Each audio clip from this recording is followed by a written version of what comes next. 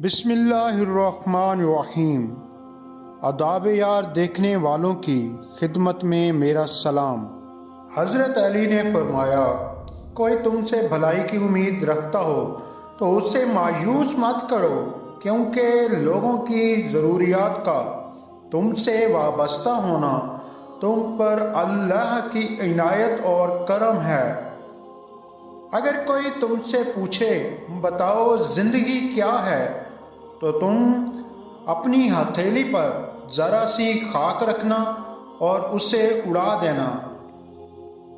اتنے خشک نہ بنو کہ توڑ دیے جاؤ، اور اتنے نرم بھی نہ بنو کہ کوئی تمہیں نچوڑ دے۔ جس سے محبت کی جائے اس سے مقابلہ نہیں کیا جاتا۔ کسی کو پا لینا محبت نہیں، بلکہ کسی کے دل میں جگہ بنا لینا محبت ہے۔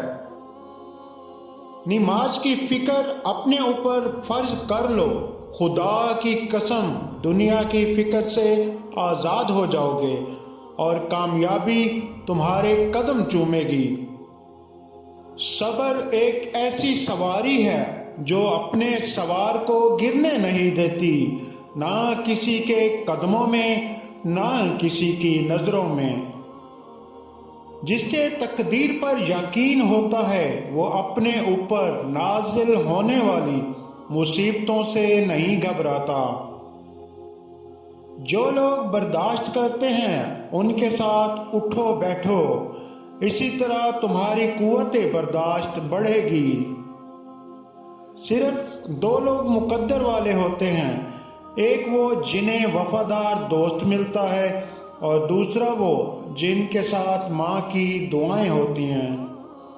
دنیا دھوکے باز، نقصان دینے والی اور جلد فنا ہو جانے والی ہے، اس لیے خدا نے دنیا کو نہ تو ثواب دینے کے لیے پسند فرمایا اور نہ عذاب دینے کے لیے۔